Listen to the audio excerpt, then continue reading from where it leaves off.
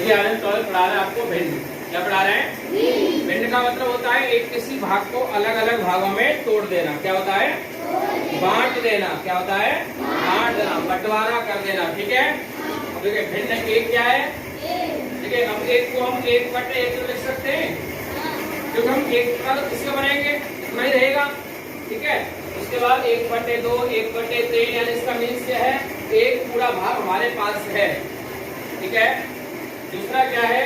1 से 2 भाग कर दिए हमने, 1 से 3 भाग कर दिया, और इसको भी एफएनएट के माध्यम से समझेंगे। ठीक बेटा। अच्छा, दूसरा क्या है? अच्छा ये बताइए कि इसमें 1/2 और 1/3 में कौन सा बड़ा है? 1/3 बड़ा है? नहीं, 1/2 बड़ा है। देखिए इस भिन्न का हर बड़ा होता है। हर जानते हैं ना, भिन्न का रूप जो होता है अंश बटा हर। क्या होता है? अंश बटा हर। अब जिस भिन्न का अंश एक जैसा है और हर अलग अलग है, तो जिसका हर बड़ा होगा वो भिन्न छोटी होगी। समझ रहे हैं ना? जिसका हर क्या होगा? बड़ा, वो भिन्न होगी छोटी, और जिसका हर होगा छोटा वो भिन्न होगी बड़ी। अच्छा, उसके बाद अब देखिए जैसे कि मान लिया हमारे पास एक रोटी है। क्या है? अब जरा बोल दो। हमारे पास एक रोटी है और रोटी के हमने 2 टुकड़े कर दिए, एक दूसरी रोटी है उसका हमने 3 टुकड़ा कर दिया, तो कौन सा टुकड़ा बड़ा होगा? 2 वाला बड़ा होगा ना। तो यही भिन्न होती है। क्या होती है? अब देखिए यही हम बात करते हैं एफएलएन से। यही बात करते हैं एफएलएन से। एफएलएन के माध्यम से सीखेंगे टुकड़े करना। ये पूरा एक भाग है ना, ये तो पूरा एक हो गया, एक हो गया ना ऊपर वाला। इसको हम बाकी बात करेंगे बेटा। और देखिए ये वाला भाग देखिए, ये पूरा एक है। कितने भागों में टूट गया? कितने भागों में? तो भिन्न क्या हो गई?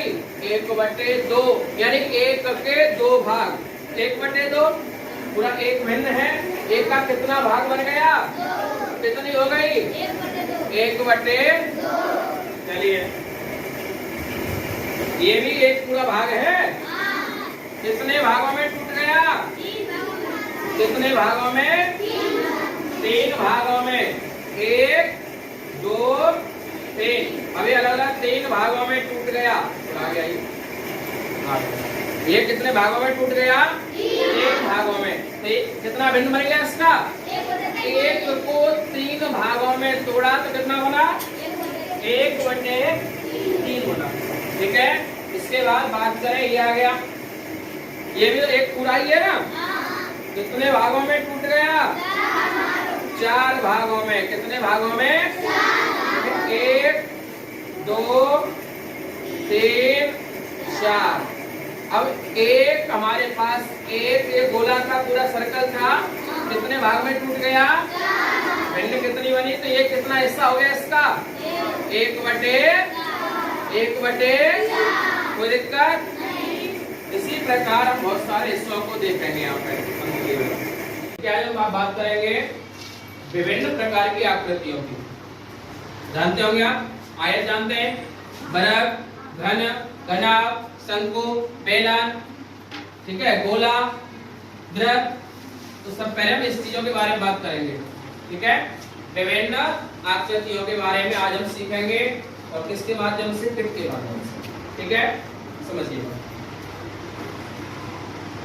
देखिए पहले सोचिए एक आकृति है, ये आकृति में एक सीधा देखें हम ऐसे रखकर 1, 2, 3, 4 भुजा हो गई, एक 5वीं और ये हो गई 6वीं नीचे वाली, 6 भुजाएं हो गई।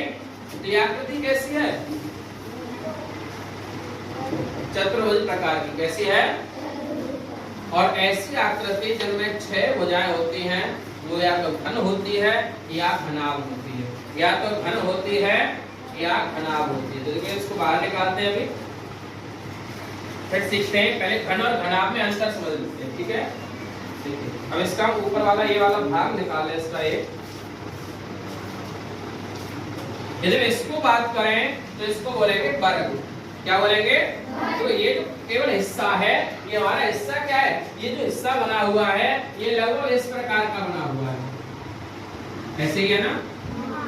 अब इसमें क्या है, इसकी जो लंबाई है, चाहे तो इसको लंबाई मान लो, इसको चौड़ाई मान लो, ठीक है, या इसको लंबाई मान लो, इसको चौड़ाई मान लो, सब एक जैसी है ना, सब एक बराबर है। और जिसकी चारों भुजाएं एक बराबर होती है उसको कहते हैं वर्ग।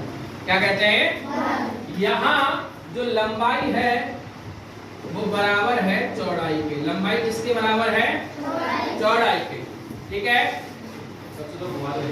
लंबाई बराबर है चौड़ाई के। अब यहाँ इसी को हम इस पर ढकते हैं,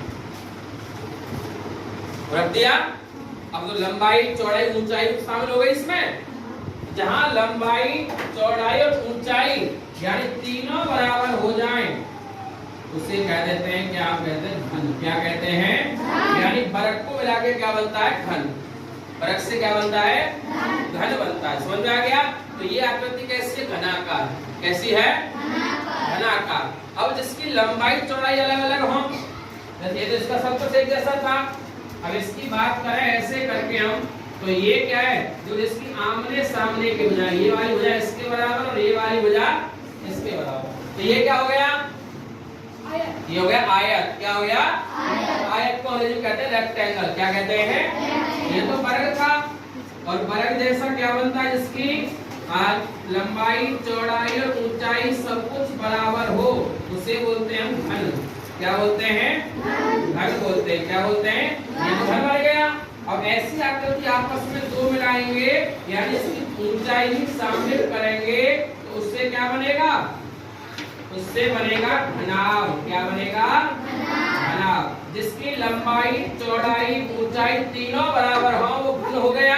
ये क्या हो गया, घन। और ये हो गया घनाभ। ये क्या हो गया, तो ये आकृति समझे, ये कैसी आकृति है, ये घन है। कैसी है, इसके जैसी दूसरी आकृति ये क्या है, ये घनाभ है ना। ये क्या है भाई, इसकी लंबाई अलग है, चौड़ाई अलग है और ऊंचाई अलग है। इसका सब कुछ एक जैसा है तो ये क्या हो गया, घन। ये क्या हो गया, घन। और ये क्या हो गया, घनाभ। ये क्या हो गया, तो देखकर समझ में पहचान लो दोनों आकृतियां। देखो बेलन, ऐसी आकृति क्या कहलाती है, बेलन। घर में बेलन है ना, ऐसा ही होता है, ऐसा ही होता है। बेलन और ये भी बेलन, अंतर क्या है दोनों में, ऐसा ही होता है। बीच का हिस्सा साइड में तो हैंडल लगे होते हैं पकड़ने के लिए, बस ये होता है ना, बस उसमें तो हत्थे रख देते हैं, फिर बीच वाला इसमें ऐसे ही होता है। और ऐसी आकृति का नाम बताओ, हमारे घर में होती होंगी ऐसी आकृतियां जो गोल हो और लंबाई में, उसको बेलनाकार आकृति बोलते हैं। क्या बोलते हैं, बेलनाकार। और ये बेलन का एग्जांपल दीजिए, घर में होता होगा कहीं पर, जैसे गैस का सिलेंडर, बहुत सारे डब्बे भी होंगे घर में ऐसे। ये सब आकृतियां क्या कहलाती है, बेलनाकार। और भी आकृति बात करते हैं।